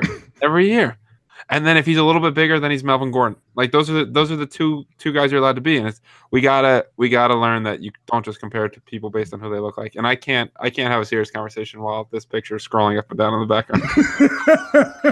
You already saw what happened when he tried to talk about Kareem Hunt with that picture in the background. We got nowhere. Guys, but Eliot, before you go, can you plug away what you're doing, what you're up to? Plug away, sir. Yeah, guys. I mean, you can follow me on Twitter at Eliot Christ. I'm doing the Draft Daily podcast every day. Have a new guy on to break down a different prospect from now until the draft. So there's 44 more days to go. So right now I'm on pace for about 87 and 90 podcasts. I'm going to see if I can get it to 100, strictly for the sake of just saying that I did 100. I doubt it. I really don't think you can do it. Well, now I think that's directly trying to get me to do it. But yep, pretty much. There's a lot of really good episodes in there, and if you're dynasty people, I think it's excellent. Or if you're just a fan of the NFL draft, because we got a lot of defensive guys, and it's not just my opinion. If you guys think I'm an idiot, there's someone else every day to tell me why I'm wrong about certain guys or whatever it is. So check the pod out, Draft Daily Pod, and I appreciate it. Let me remind you that Eliot is the guy that stood on the table and told you Kareem Hunt was amazing. And Deshaun Watson, he went toe-to-toe with everybody and went off on those two players while everybody mocked him, and he came out on top. That's Eliot Christ for you right there. Yeah, my man, and we're just going to ignore the Mike Williams take, so I appreciate that. Thanks a lot, Eliot. We appreciate you, man. Thank you guys for having me. This is a blast. Thanks, bro. Thank you, Eliot. Have a good one. Later. Hey, I'm still here. And all right, now we can go on to the actual analysis. We can get into we can finally get into it now. All right, I am ready to go. Hey, JMic, Gabe and JMic, I'm ready to hear you guys. Yeah, Jake's I feel been bad. Talking a lot. No, I can't keep up with your loud mouth. That's good. We sometimes JMic and I need to just learn, and that's what life's don't bring JMic learn into and this. cope. Oh, yeah. Bring JMic. Yeah. Well, I don't think JMic's here anymore. I think it's just me and my doppelganger. Oh, JMic left us. Okay. All yeah. Right. I have turned into my spirit animal, which is Pano? Joe Dirt Rose. Joe Dirt Rose. Yeah. Notice how I didn't even say my first name. I just said Pano. Like, what the hell? You guys. You are Pano though. It's weird. It's true. So I do want to hear real quick because who knows how many more open bars we'll have before the draft. So Pano, I feel like I don't know if you walked away out of disgust when Eliot was going over his top 5 running backs. Was there something that was it was partially discussed just because he put John Kelly in the top 5 and ahead of Nick Chubb. That was all. That was offensive to me. Yeah. But I will say this. He is the guy that kind of I do owe a lot to Eliot in terms of like what he's taught me in film watching and stuff like that. So I'm not gonna say like, oh yeah, I know more than him. I just think John Kelly is gonna fall, and he said it himself after we talked it out. Is in the NFL draft when it comes, John Kelly's not gonna be drafted that high. He's probably gonna draft, the 5th round, 4th, 5th round, and that's not really gonna do a whole lot for his draft capital. So he's not as relevant as Nick Chubb.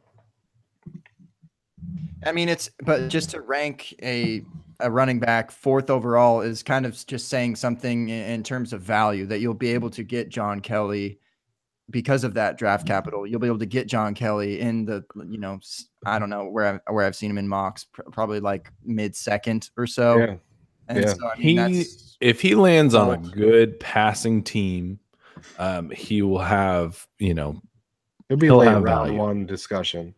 Yeah. Yeah. He's going to have a good landing spot to be in that late round 1 discussion. But right now, I mean, guys like Royce Freeman and guys like that are like way above him. Yeah.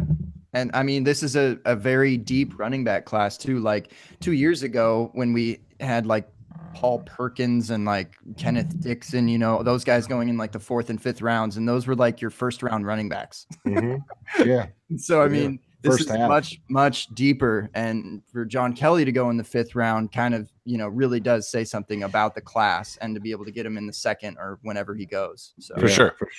Absolutely. I'm a big fan of his too. Kenneth Dixon, right? The starting running back for the Baltimore Ravens 2018.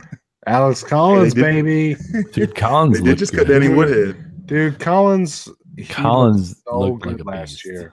He really did. I think people are not giving him enough credit, and going too much into coach speak about Harbaugh not committing to him. But I think they're pretty foolish if they don't give him workload, workhorse carries next year. I'm worried about overcommitting to Alex Collins because like what I saw last year made me go berserk, and I was like, oh my god, he looks perfect, unbelievable. He looked perfect in that offense or in that like running scheme. Yeah. So I don't want to go overboard, but I'm with Jake. Like that's where I'm at. I need to pull back a little bit just because of the unknown. For sure. But there's definitely the running scheme and the running style like that we saw with Alex Collins in that. I was like, oh my God, dude, he's not somebody to forget. Well, he's really somebody to keep in mind for sure. Let me pull up his ADP quick.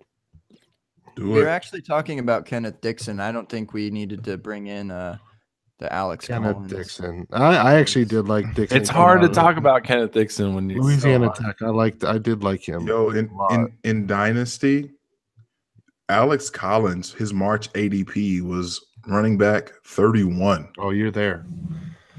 Yeah, 31. So that's behind. So that's behind Rashad Penny, Duke Johnson, Tariq Cohen, Lamar Miller, and Aaron Jones, and right in front of Deion Lewis, Donta Foreman, Royce Freeman.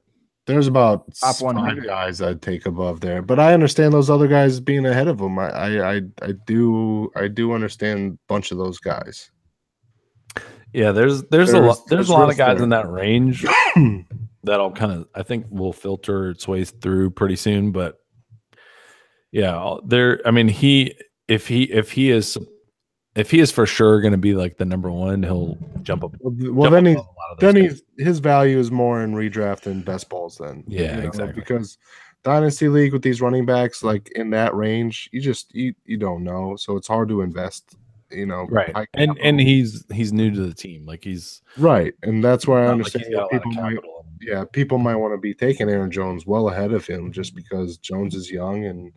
He flashed a little bit, and he's on a really good offense. So, I mean, I understand that. I like Aaron Jones a lot too. But, man, Alex Collins looked so good last year. Yeah, he really did. It was the dreadlocks. Kind of looked like Isaiah Crowell. He looked like a better. I was thinking more Chris Ivory. Better version. And a splash of Kareem Hunt.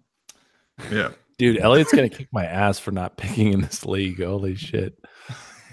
Sorry, keep going, guys. I'm on look. I have all these trade offs. Is that a startup or what? It's a startup. Yeah, it's a startup. The funny thing is this is hilarious about Eliot. I like to play with like good dynasty players because I'm kind of new. Like last year was my first year playing dynasty, so I joined like dynasty leagues with like really good players, right? Yeah, and he does too. He plays all these good players. So I joined this league, with his fans. And he was like, oh, why did you join? So I'm kind of like, I'm kind of like trying to get some action on Eliot, and got a bunch of followers and stuff that he's trying to beat. So I might be infringing a little bit. Okay, you guys, go ahead. I was going to ask, are you guys in any Devy leagues? I'm in one. My home league is a Devi league. So, and I need to know, and this was asked by, I think, somebody in the chat. I can't remember who. It was either Renshaw. What up, Renshaw? Or it was Bradley Harrison. I can't remember. N'Keal Harry, is he everything that he's cracked up to be? Yeah, he's really good. And that's the wide receiver out of Arizona? Arizona State.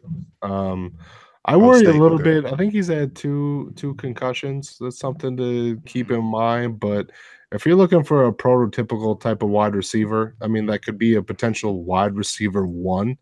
I think it's him with a bullet. I love DK Metcalf. I mean, I think he's a much better physical specimen than N'Keal Harry is, but he hasn't been as productive, and he needs to show that he can produce in the collegiate level. And then a guy like AJ Brown, I think he's super clean, really good player, but I don't think he's going to work out all that well. I don't think he's going to test all that well. And I don't think he has a chance to be a wide receiver 1 in the NFL. So if you're looking for, a prototypical type of wide receiver 1 in Devi leagues, I think it's easily N'Keal Harry. And I know the guys at Dynasty Football Factory, they're putting out their Devi watch, and they can't really tell me, but one of their guys had one receiver above N'Keal Harry in their Devi rankings. But for me, it's Harry, and I've always been a DK Metcalf over Harry, but until recently. So in the same way that Klay Thompson and Steph Curry brought light-skinned brothers back, I think that they're saying next year is that the wide receivers, N'Keal Harry and DK Metcalf, are bringing the receivers back in terms of the draft class coming in, right? There's a chance that this draft class could be special from the wide receiver position.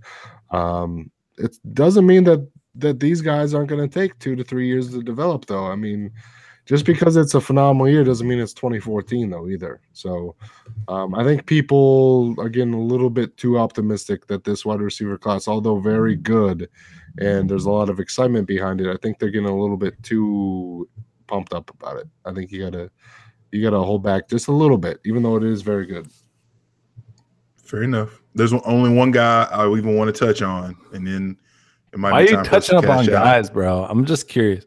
You're always talking about Pano, don't judge. Don't judge. Saying, man, 2018, Pano. Just put the wine down. Cool. Put the wine down. It's cool. The wine was down. I'm just saying, like, I mean, I'm married with kids just like you. I mean, dang. Exactly. Which is cool. More power to you, bro. I say what's on my mind. I'm sorry. You know what you're getting when you get me on this pod. You know what you're getting. That's why you had to give me and that's why we with Eliot, because Eliot needed to take front stage, so I can kind of not say anything to embarrass everybody. I kind of. Well, I'm glad he left, because now we are definitely filling that void. Yeah, now that's when I start unleashing. Damian Harris, Alabama. That's all I'll say. I'm really upset that he didn't come out this year. He looked like a different running back this year. Then I was not a big Damian Harris fan before this year. He looked quite a bit more explosive to me this year. He's ready. Yeah, you probably higher on him. If he's ready, why did he come out? I don't know. I don't know if he's scared or if Saban told him, "Hey, I got one more year of this bankroll for you." Or what? This is also a very good draft class for running backs. Next year won't be quite as good as this year. That's for sure. That's fair. All right, that's all I wanted to get in there. Sorry. Talk logically and stuff. One last Pano. Can you drop a rhyme for us, please? What do you want? I would like to hear tweeted on us or tweeted on him. Tweeted on him. Tweeted on him. I dropped that line. I said swacking our trends. That's parrot words.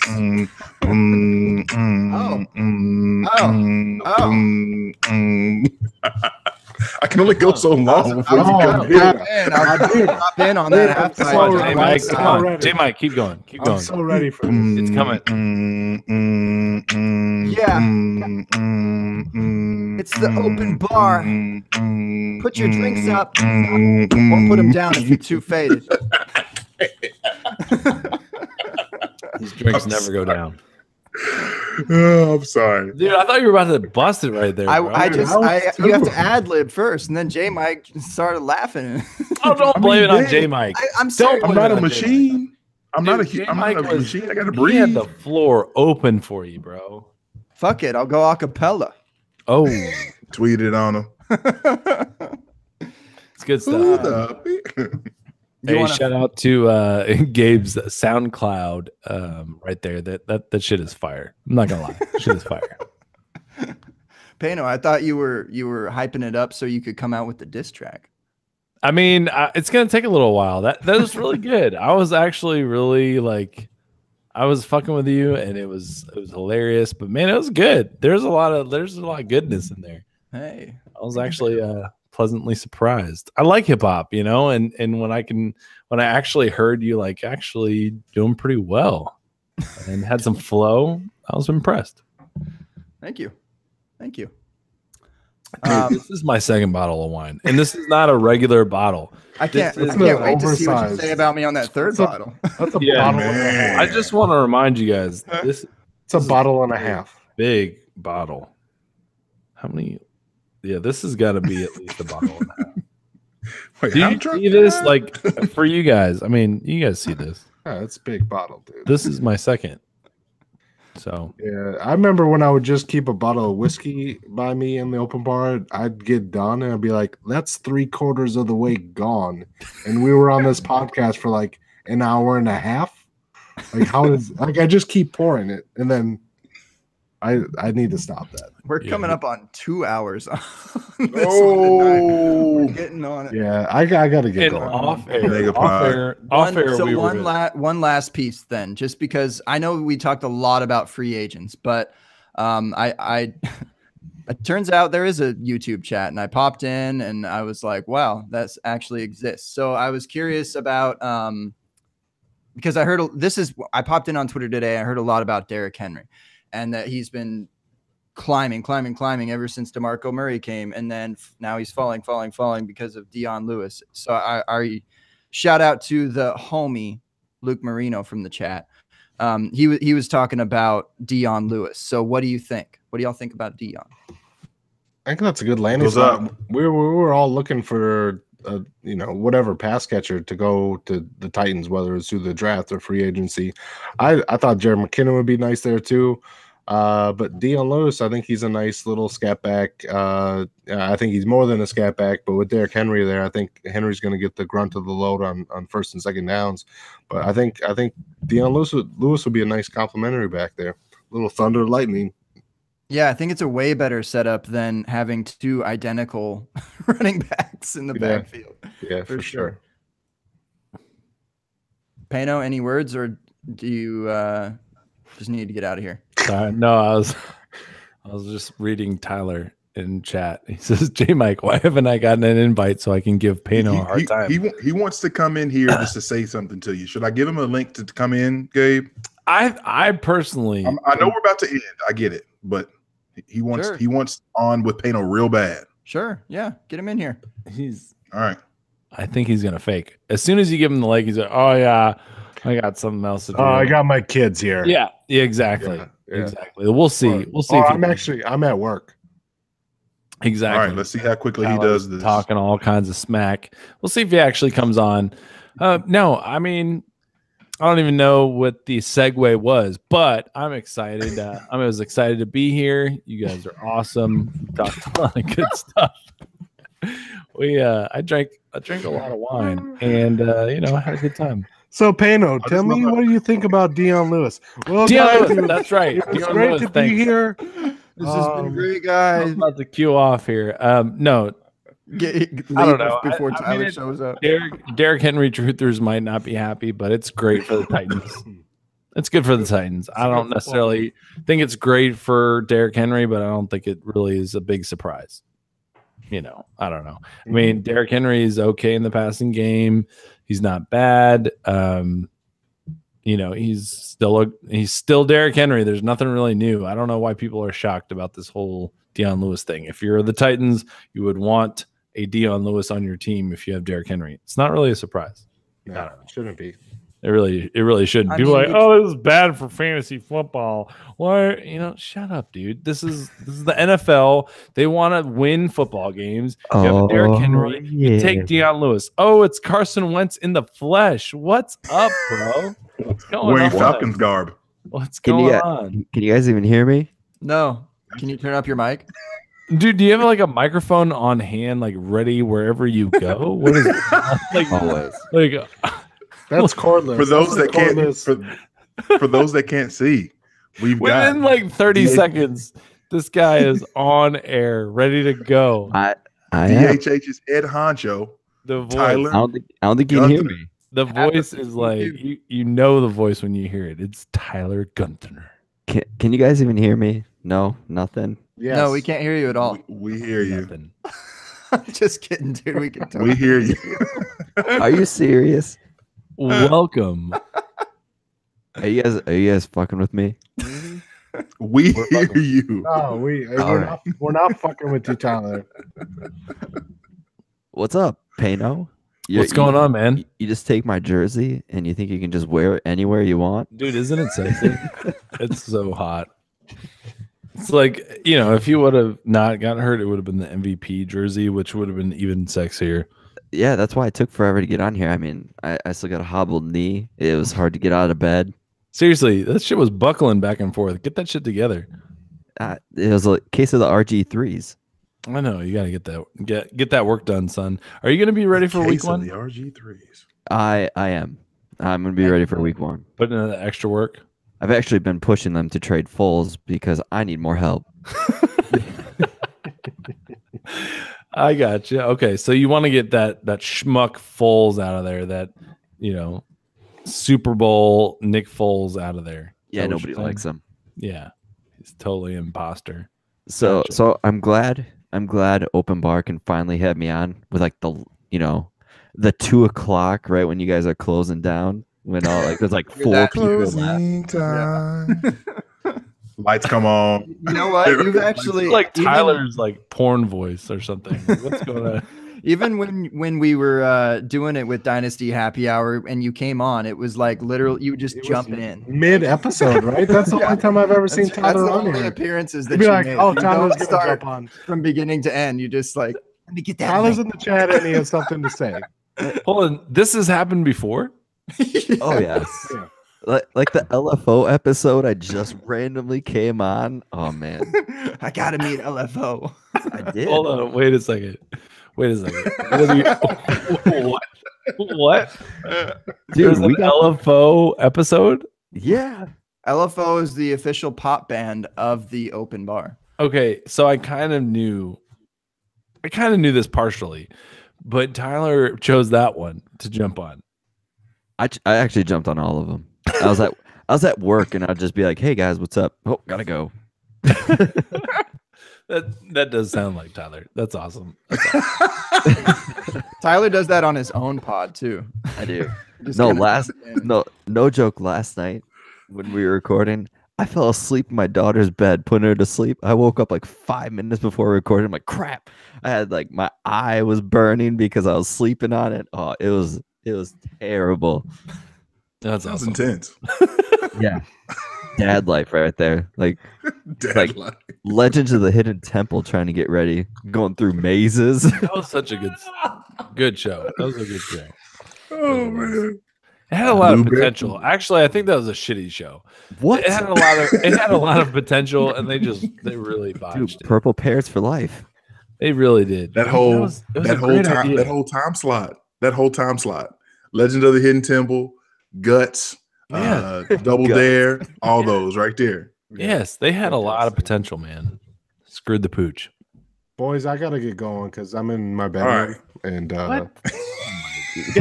we you all need to record? get going. What's Hey, happening? Yeah, we record got to your close bed. out. We got to close out, golf Gabe. lessons are you giving tomorrow? You have to It's split like- this into two. no, it's not about Three-week me. episodes. My Yeah.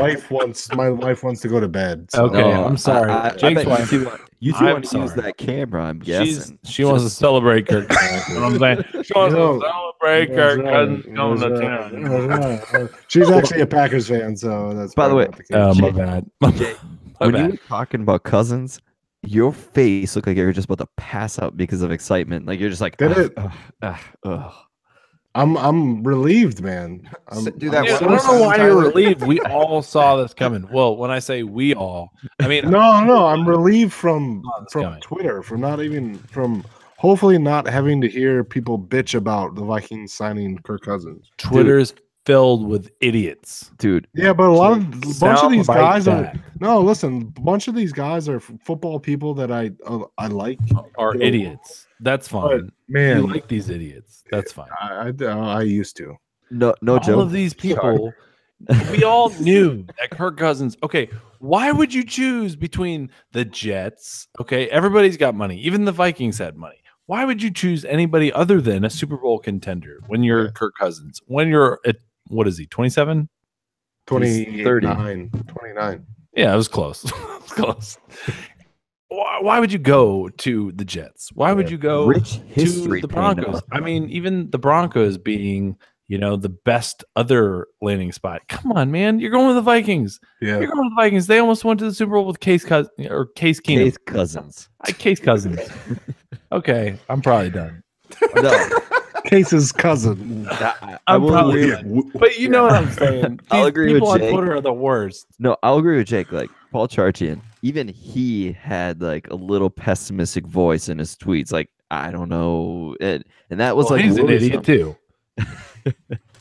He's only a Hall of Famer. Godfather. I don't care. Yes. Closing time. But literally, I gotta go, guys. Yes. You know what? Fair. Yeah. Can I If you just say, doubted Kirk Cousins to the Vikings, you're not a Hall of Famer. you guys know where to find me. You know where to find Jake.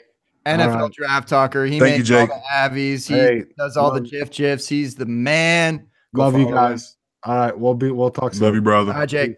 Jake, you suck. I love you, Joe. You gotta set up a tea time. Love Yeah, you man, too, Jake. for sure. Glad we got rid of him. Wow. Speaking All right, of, we're Joe, just you're gonna- up. We're just gonna add somebody else, right? We're just gonna keep rolling. No, we are not. No. Gabe, aren't We've you been- guys we've been like? streaming We're for 2 marathoning. hours. We're going to the NFL Draft. We ain't Back got to nothing. the live marathon free agency talk here. I'm pretty sure Gabe. Tyler, Gabe is Pacific time. So Gabe, Give it's me like a zero 9 o'clock, hot. right? I'm Central, man. I'm not good with time zones. Gabe, we got a freestyle for the listeners, please.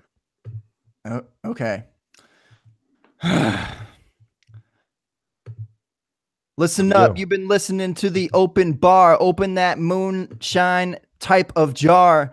Tip it up, put up in your glass. And if you chill with us in Pano, we gonna whoop your woo. Ass.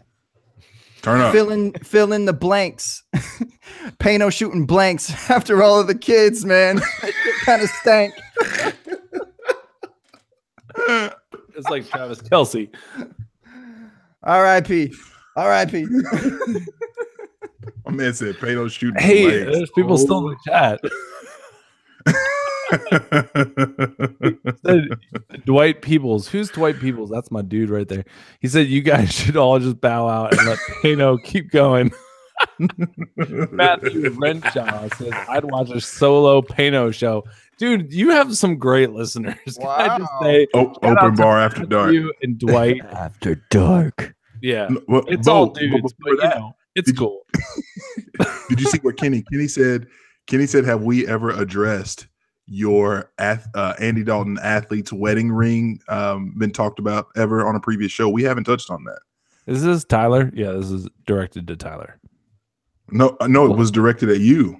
Oh, Yeah. Your Are you saying it's your directed at me Andy 'cause I'm a Dalton redhead? athletic wedding ring? Are you just saying that because I'm a Oh, redhead? this Pano? athletic wedding ring? Yes, You that's don't what know nothing about that's that. what he's talking about. You don't know nothing about that. But the real ginger is to my left. Is it my left, Tyler? East. You got it. Yeah. I mean, I got the wedding ring, but let's focus on the real ginger here. Take off the hat.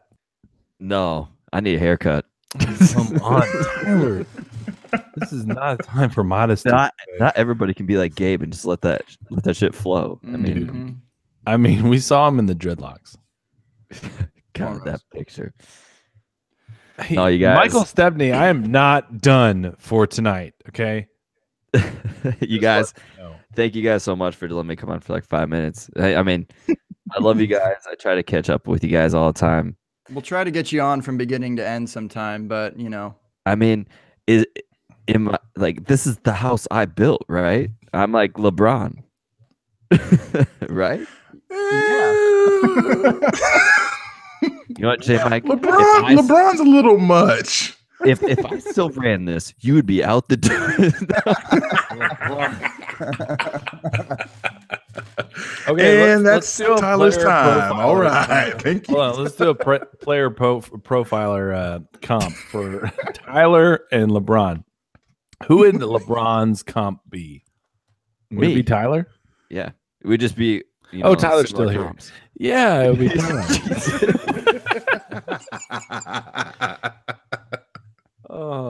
Who would be Paynos then? We have to. Dude, I don't know. I really don't know. With like 30 kids. Is there a comp? Is it like Jimmy G and Philip Rivers? Jake's definitely Philip Rivers. Period. Yeah, I think he's got that locked. I'm talking about the kids. Like Philip Rivers has like 8 kids. I know. Jake is kind of an imposter because he's got the look, but I don't. Does he have kids? Does he have one? He's got one. He has one. Okay, one. That doesn't count. Okay. Pano's a little closer to like Antonio Cromartie style. Yes. This would be the second time I've heard that. I think we said that on the podcast. We said that when you were on. Second time. Is that right? So this would be the third time then. Yeah. So, good old Doug Eddy. Doug Eddy. Man, Dougie Fresh. I love Doug. So yeah, I am kind of the Antonio Cromartie of the fantasy football world. Okay, good stuff. I mean, it's true. It's true. I think we just killed the chat. So yep, I think that's it. Everyone logged out. You're gonna have to delete your account now, Pano. So I have to. No, that was not part of the agreement. This is when Pano wakes up tomorrow morning. He's got like 30 followers. Oh, I have 31 right 30 now. 30 more. All right, Tyler, leave. Pano, leave. Well, don't leave yet. But everybody left when Eliot left anyway. It's okay. See you guys, Joe. Miss ya. Hey, love you guys. Thanks for having me on. It was a lot of good times. You can follow these guys. Appreciate your Pano. PAENO. Oh. What do you do? Do you write anywhere right now? No, I really just do SoundCloud. Right. SoundCloud rap career. Hip hop aficionado. You can find me as an MC. No, I do a little thing here and there at RotoViz, and I'm going to be throwing out some QB profiles for 2QBs.com. So, yeah. Word them up. Cool. Love it. Pano, thank you so much. JMic, got any words? Indeed. Yeah, man. On Twitter, you can catch the show at the Open Bar FP. That's the Open Bar FP, as in fake pigskin, who pays the bills for us. Well, it gives us the platform to do what we do here. You can find me on Twitter at JMic Check. For everyone who was with us in the chat, thank you guys on the live YouTube show, 9:30 Eastern time on Tuesday nights. And obviously, if you're listening to this in podcast form, we're on iTunes, we're on Stitcher, we're on Google Play, we're on Podbean, we're probably on in your mom's car right now. Oh, that's not good. Facts. So check us out. Tell your friends about it. Edit all that then. If that's all true, please edit everything I said. All right, lovely. I'm at Grab Bag Fantasy.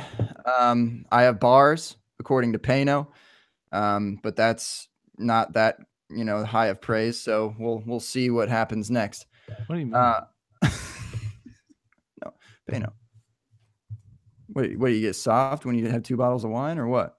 I am your fan. I'm here to support you. Okay. Okay. Pano's my number 1 guy. He's my hype man. I appreciate him listening to the SoundCloud and coming onto the open bar. But yeah, we're here every Tuesday. You know the rules. I don't know when we'll be back next week. It might be next week, might be 2 weeks, might be never. Just kidding. We'll definitely be back for y'all. Pano, you got a wine glass you can put up in the air for us? I got a bottle. or a wine bottle. Excuse me. That's what I meant to There say. you go. This is JMic, you got anything? 1.5 Cheers liter. with us? All I got is my agua tonight, man. Perfect. Struggling Man, on my water. I was wondering because, man, I feel like I'm the only one drinking. No, I'm right here Tonight with you. you. Yeah. I mean, What are you that- drinking? Dave's always got a I nice mean, cocktail. Still not really. I mean, like, yeah, I'm drinking, but like you're drinking. Yeah, I mean, I was really drinking. Like last time I was on, this is like 3 times as much. So. All right. Cheers up. Appreciate y'all. It was fun, and we will see y'all again soon. Cheers. Salud. Cheers. Deuces. Salud. Bye.